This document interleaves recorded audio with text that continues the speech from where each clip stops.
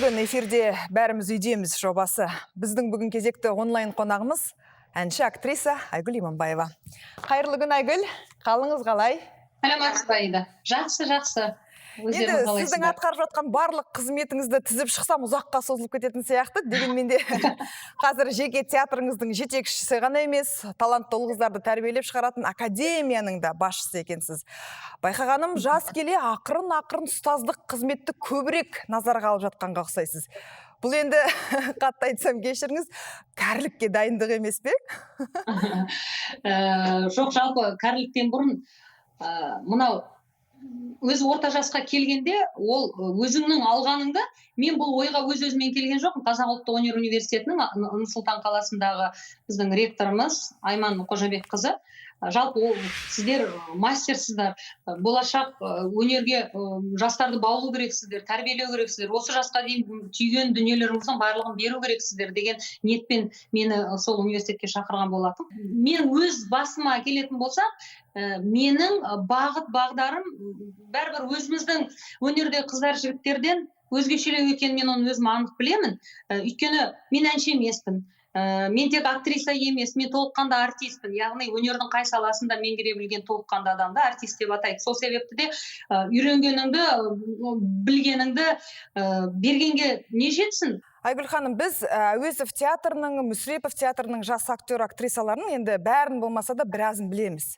Бәрі бірдей шалқып өмір сүріп жатқан жоқ. Бірақ екеуі де атақты театр. Ал сол атақты театрлардың өзі жастарға жағдай жасап бере алмай жатқанда, сіздің театр қайтып өмір сүреді. Актерлеріңіз қанша алады? Олардың жағдайы қалай? Сіз моральдық жауапкершілікті сезінесіз бе? Жалпы театр әлемінде бір революция болу үшін, былай айтқанда уборка дейміз ғой, енді білмеймін, бір тазалану үшін, тазарту үшін де жеке театрлар керек-ақ. Мына жұмыс істейтін актерлар басым көпшілігі менің өзімнің шәкірттерім, жаңағы АИ шеберханасы Қазақ ұлттық өнер университетінен бітіріп шығатын, оқу барысында студент кезінен үлкен сахнаға шығып кеткен басым көпшілігі өз шәкірттерім. Қалай қамтамасыз етесіз болғанда, мынау командный жұмыс деген дүние бар қазіргі таңда, иә? Коллектив деген бар, команда бар. Кейде коллективтік жұмыста көп адамға еш нәрсе керек жоқ.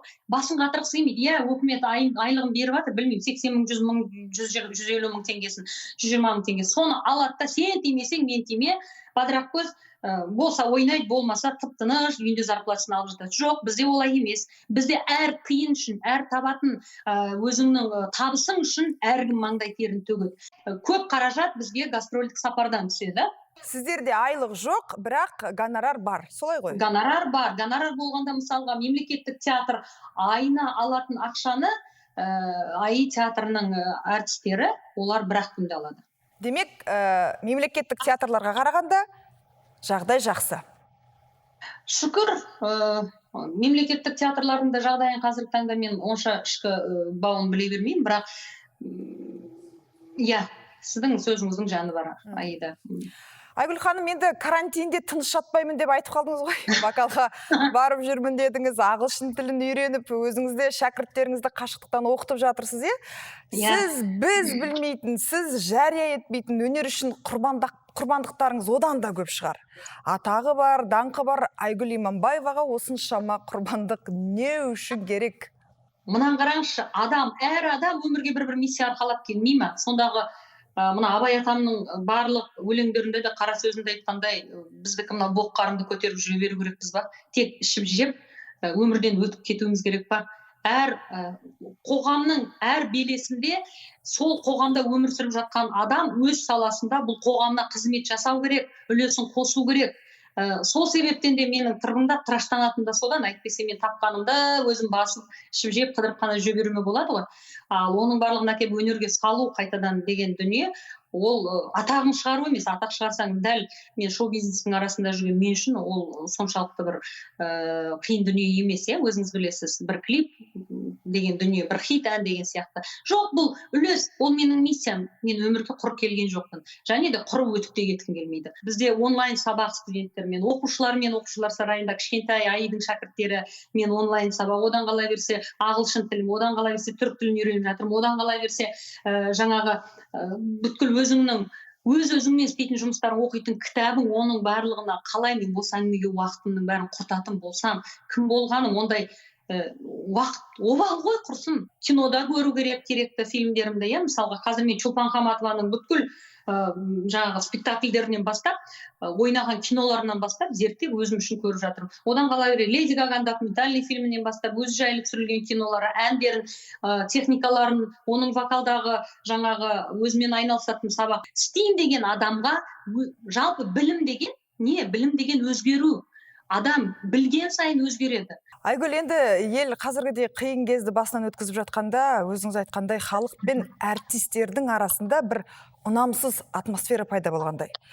Қалай ойлайсыз, шоу-бизнес тапқан ақшасына, киген киіммен, ішкен тамағына, көлігі мен коттедждеріне, Анталия мен Мальдивте демалғанына қатты мастанып, мақтанып кетті ме, әлде өмір әбден титықтатқан халық оны көргісі келмейтіндей жағдайға жетті ме? Таяқтың екі ұшы бар, Аида. Дәл мына біздің жағдайда ол менің оттап су ішіп отырған ортам. Сол себепті мен көпке топырақ шашудан аулақпын, көптің атынан сөйлеуден де аулақпын. Бірақ кейде кінә өзімізбен де бар. Кейде жаңағы мен сөз басында айтып кеткен біреуді кінәлау, жеткен адамның жетістігіне сөйтті бүйтті деп адамға күйе жағу. Екі жағы да бар, иә? Біз жақтан да бар, жаңағы комментарий жазатын оқырмандар бар. Одан кейін халық ұлық, тобыр, былық деген дүние бар. Сол себепті таяқтың екі ұшы сияқты бұл жағдайда қалай айтсам екен,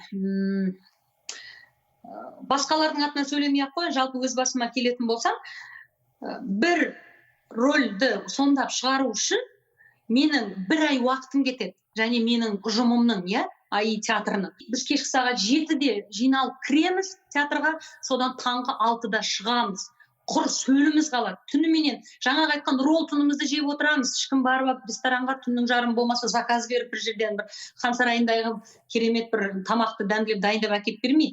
Иә, тағы таяқтың екінші ұшы деген ішінара бар, жастардың ішінде де бар. Мысалға мен салыстырып отырамын да ылғи Россияның әртістері мен Қазақстан әртістерін. Кейде болады, әттеген-ай деп қалайын көріп отырып.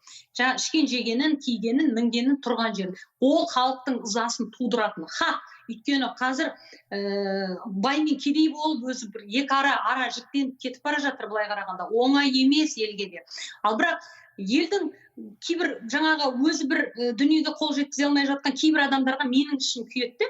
Неге осы адам бір сәт өзі тоқтап, жаңағы айтқан өзі неге менің жағдайым бұл басында менің басымнан өтіп жатыр деп неге өз сұрақ қойып, неге күреспейді екен деп ойлаймын да, адамның кеудесі, жанында кеудесі барда бәрі өлгенше күресесің ғой. Айгүл ханым, енді өзін-өзі құрметтейтін шын актер, мысалы Нұрмұхан Жантөрин сияқты пландағы актерлер арзанқол киноға түсудің өзін ар санайтын. Қазір кино тұрмақ кез келген сериалға, прокат үшін түсірілген уақытша фильмдерге ең мықты деген актерлердің өзі рөлге шақырса жүгіріп барады.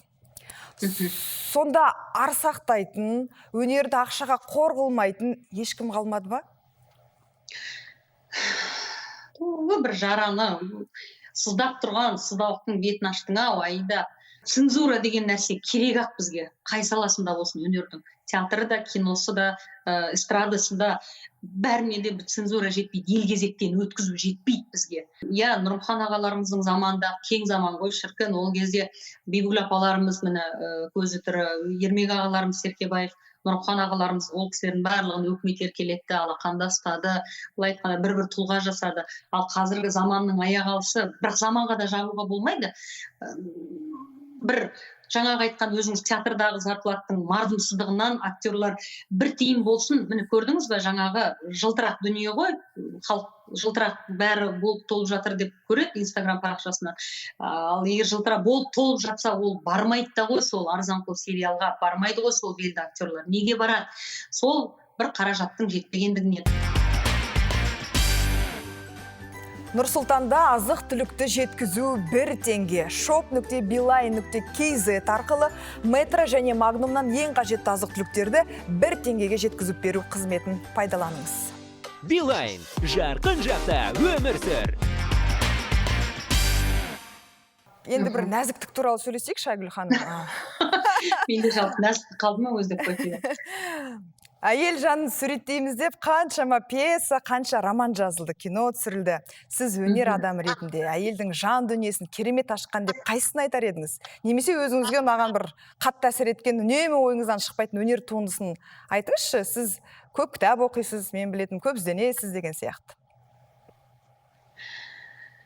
Менің қазіргі таңдағы арманым, ойнағым келетін толған дүнием, бір емес бірнеше қайта оқып шыққан дүнием, Ғабит Мүсіреповтің ұлпаны.